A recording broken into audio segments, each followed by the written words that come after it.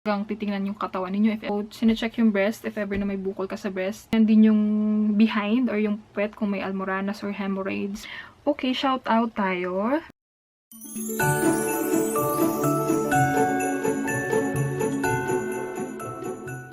Guys. So, ito na nga yung third part, yung pag nakapasa ka na po sa exam and interview, a couple of days, 2 days, minsan meron ng result, iti-text ka na, congratulations, you are selected, blah, blah, blah, you passed or you fail, iti-text ka naman nila kung pasado ka or bagsak ka. Minsan, it takes 2 days or a week or a month. A month, medyo malabo na yun. So, after ilang araw, mas malinaw yun na first priority kapag ikaw yung unang tinext. And then, after that, kapag tinext ka na nila, syempre, sabihin nila sa'yo, pag first priority kasi, guys, is medical agad. So, masasuggest ko lang, kapag nag-medical na po kayo, please, kapag nag-medical na po kayo, wag po kayo munang kakain ng mga isda, street foods, kasi i-check yung stool ninyo, kapag may na-detect dyan na po, bagsak na kayo automatic. So, sabihin nila sa'yo, mag-ready ka ng 5,500 atin, guys, for the first phase 1 medical. So, mag-report ka na, dalhin mo na yung mga initial requirements mo. And then, huwag ka mo nang mag-inom, magpuyat, mag-yosi, uminom ka ng sterilize.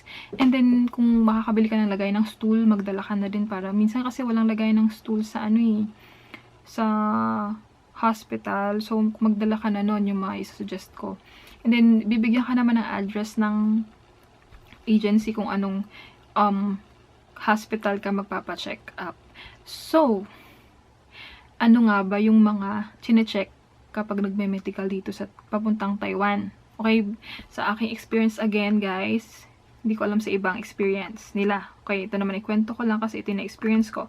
Of course, kayo kuha yung urine, stool or pupo, dugo, tine-check yung dugo mo, high blood ka ba, or low blood BP, yung ngipin mo, or pagdating sa ngipin, guys, kung alam mo naman madumi na ngipin mo, magpalinis ka na sa labas. Kasi baka 500 lang yung bayaran mo sa labas, doon sa kanila 1,000. Alam nyo naman, yung mga sister company nila na hospital, minsan, di ba, medyo mataas sila manginingil kasi, of course, para mamera sila, mag-earn ng much money. So, mas okay sa akin kung magpapalinis ka na lang sa labas. Kasi ganun yung ginawa ko. Para pag nag-check ka nun, sabi mo, ay, nakalilinis ko lang po. And then, ano pa ba? Chine-check din, guys, yung, of course, height and weight. And then, body check. So, sa babae, babae din naman yung nag-check sa amin, guys. So, sine-check yung breast, if ever na may bukol ka sa breast. And, tinitingnan din yung behind or yung puwet kung may almoranas or hemorrhoids. So, if ever na may hemorrhoids ka, hanggat hindi dumudugo, okay lang naman daw yun.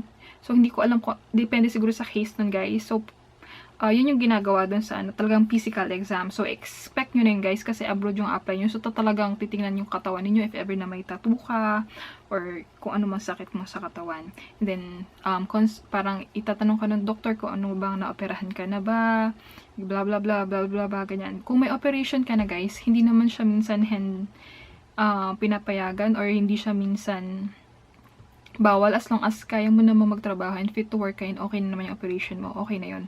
So, sa mga lalaki, ganun din, pinaguhubad kung may tattoo, and hindi ko alam kung anong ginagawa sa kanila.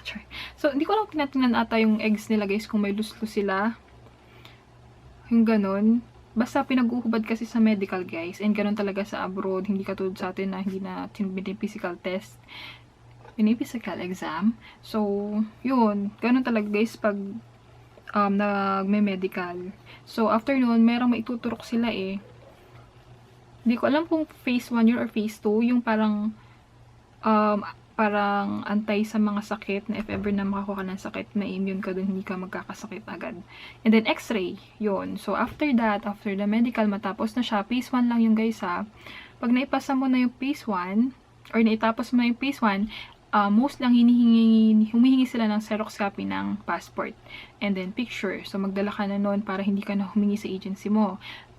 Xerox copy ng passport, and then picture. 2x2 or 1x1, okay lang. And then, of course, yung bayad mo. And then, after that, after ilang days, sasabihin na sa'yo kung nakapasa ka ba, or bumagsak ka ba. Kung naibagsak mo, guys, sorry. kung hindi siya magagamot, bagsak ka na, hindi ka na makakapasok, sayang na yung 5,000. So, ganun talaga ang buhay. Kung nakapasa ka naman, congratulations. So, compilation ka na ng requirements mo. So, if ever na may sakit ka naman, tapos pwede namang gamutin, bawa, okay, mag-medication ka muna na 6 months, and then, papabalikan ka ng agency. So, iba-iba siyang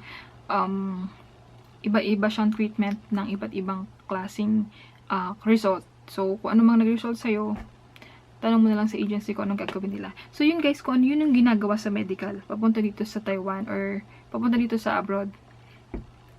So, yun lang yung alam ko guys. So, iba hindi ko alam. Okay, so yun guys, next natin is yung mga, ano ba yung mga requirements na hinihingi papunta dito sa Taiwan. Wait for that guys. Thank you for watching. See you on my next vlog. Bye! Here. So guys, in additional lang sa topic nating medical, pagdating nyo pala dito sa Taiwan, I mean, this day, dumating na kayo sa Taiwan ng around 10 AM. So, didiretso na kayo for medical.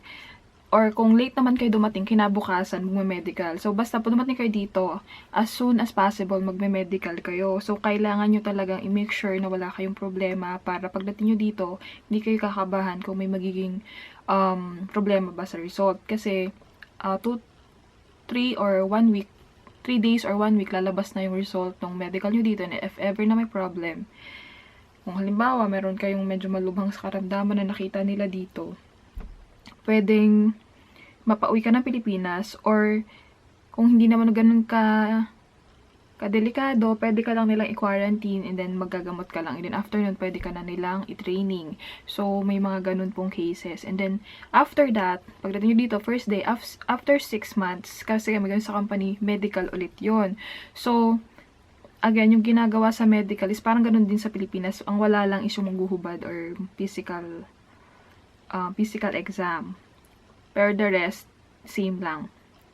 And, may bayad yun guys, 150, minsan refundable siya, minsan sarili mong pera. So, kailangan may 150 ka, and then kailangan lang i-present yung ARC. So, after 6 months yun, pagdating nyo dito, and then regular medical check-up namin guys is every year or annually.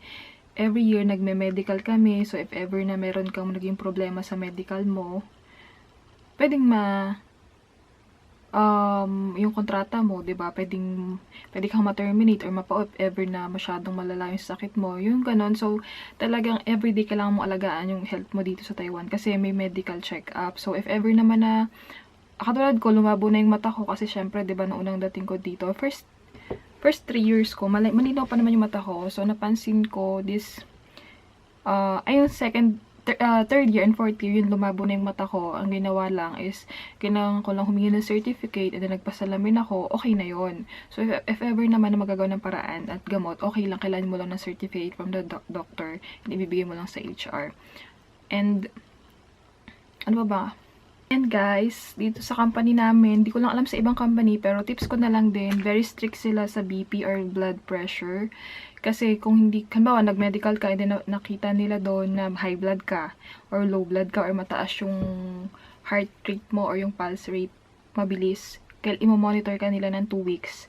And kailangan mong ma-regular or maging normal in 2 weeks na kailangan mong i-prove na hindi ka high blood kasi syempre may iba may inaatake dahil sa high blood, ganyan. So, iniiwasan yun ng company namin. So, talagang if ever na ganun ka, imo-monitor ka nila talaga. And then after that, pwede ka na ulit magpa-check up and then kailangan mo ulit ng certificate from the doctor.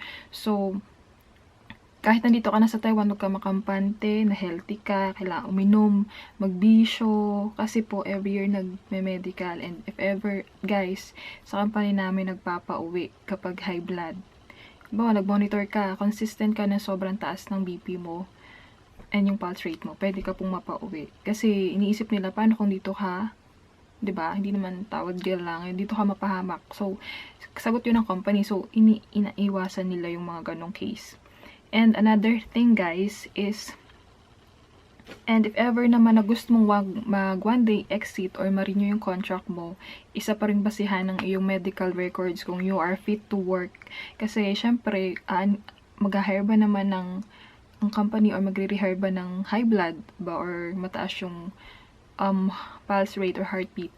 Kasi nga guys, doon nakasala-alang-alang din yung rehired or yung one day exit kung kukunin ka ulit ng company after ng kontrata mo. So please, kahit nandito na kayo sa Taiwan, ingatan nyo pa rin yung sarili nyo kasi nga, kung gusto nyo pang tumagal dito hanggang 12 years tapusin nyo, so kailangan nyo rin maging fit and healthy kasi mahigpit talaga dito sa Taiwan pagdating sa isyong kalusugan. Well, if ever naman na there's incident inside the company and reliable naman doon yung company or liable naman doon yung company, isasagutin naman nila yung expense sa pagpapagamot sa'yo. So, may ibang case naman na ganun.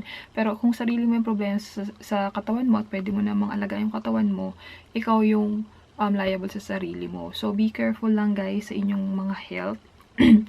kahit nandito na kayo sa Taiwan kasi napakasama yan sa evaluation ng bawat OFW. So guys, before we end this vlog, gusto ko lang mag-shoutout and Q&A again. Mag-Q&A tayo dun sa mga nag-post. Pasensya na, nalitong vlog kasi nag-day off ako and na-stress ako ng bongga kaya gusto kong lumaya. So, gumala ako ng gumala. Kasi nga, na-stress ako kasi lilipat na ako ng door na bibisit ako guys. Okay, shout out tayo. Randy Ramos. Sabi niya, pwede po kahit voter certificate if wala voter's ID sa Comelec. Ang alam ko, pwede pong voter certificate. So, thank you, Randy. Tanong mo na rin sa agency, ha? Maria Rinalyn Bauden. Hello, same daw kami ng phone. Yes. Joanna EJ again. Fiona Prima D. Meron siyang YouTube channel, guys. Pwede niyo i-check yung YouTube channel ni Fiona. Ilalagay ko na lang sa description box yung kanyang link. Hazel Cell, sis, ask lang, maliban sa UMID ID, ano pa ba yung ibang needs ng ID papuntang baba ng voter's ID or postal ID? I will post soon yung requirements, kung ano yung hinihingi requirements, Hazel, para alam mo yung mga kailangang IDs. Ina-edit ko lang yung vlog. Si Lai, hello Lai, galing sa Sinshu. Smagus ko no, hello, kabayan. So, Soneo di commented. Ayun, sabi niya, request lang po ako ng sana i-feature mo kung paano mag-open ng bank account at savings account dyan.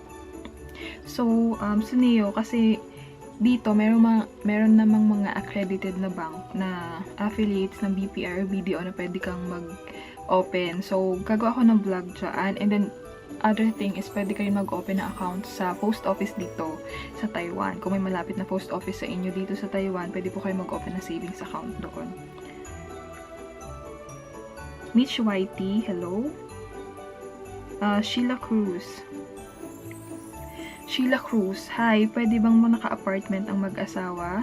Hindi na dorm. Okay, kung mag-asawa kayo and depende po yun sa inyong broker or sa company kung inaalaw nila na mag-stay out or mag-apartment ang kanilang empleyado. Kasi merong mga companies na hindi ina-allow as in sobrang strict. And meron namang companies na pwede po kayong magsama sa isang apartment. Hindi masyadong mahigpit ko. Kailangan nyo lang ipasa yung mga requirements na hihingi ng isang company. So, please do ask the broker kapag bunutin kayo dito kung if ever na pwede kayong mag-apartment.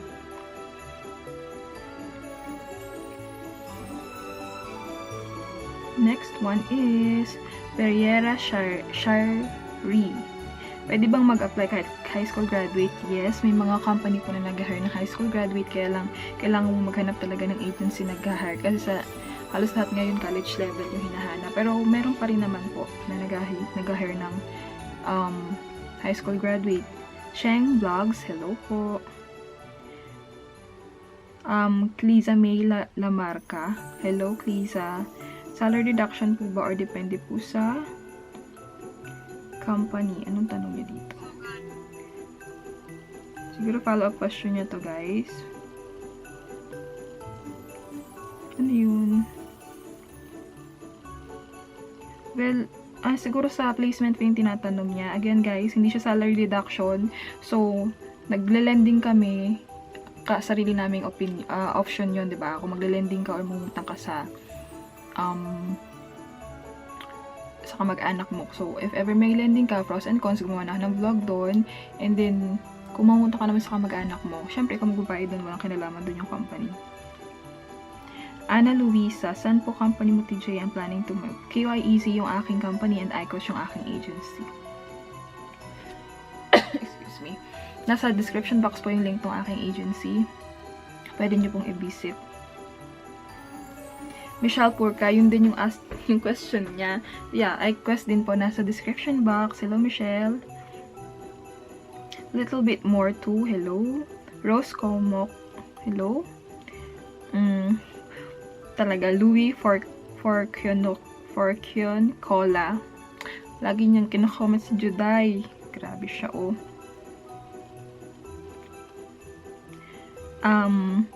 Lainey Bardel ulit, shout out. Ate Rhea Joy. Hello, Ate Joy. This is the previous comment and questions, guys, sa vlogs natin. So, nire-read ko lang para may shoutout tayo for this vlog. Lian Sabadlan. Hello, sis. Ron Prado again. Chris Cuervo. Hello po. Christian Lejos. Ano naranasan mo, ate, sa 4 seasons? Sana po magawa mo ng vlog. So, okay, sige, try ko ikaw ng vlog. Dami yung request. Okay, guys. So, 4 seasons dito nga sa Taiwan. Lalo na ngayon, December. Oh my God. Ang lamig-lamig na, guys. Kailangan nyo talaga magdala ng mga winter jackets pag gantong monthly dating dito sa Taiwan. Kasi nagsi 0 degrees dito. Ay, sobrang lamig. Ang hirap. Ako pa naman sobrang lamigin. So, hindi ako sanay sa malamig, guys. Lian sa Banlan ulit. What if pag meron scoliosis but fit to work naman? Is it okay? Merong yung mga minor scoliosis lang, hindi naman siya ganun talagang kalala. Nakakapasa naman kasi dun sa kapatid ko may mga kabatch siyang may scoliosis, nakapasa naman po. So, depende yun sa cases. And, syempre, kailangan nyo rin mag-anding para hindi na sumakit yung likod-likod ninyo or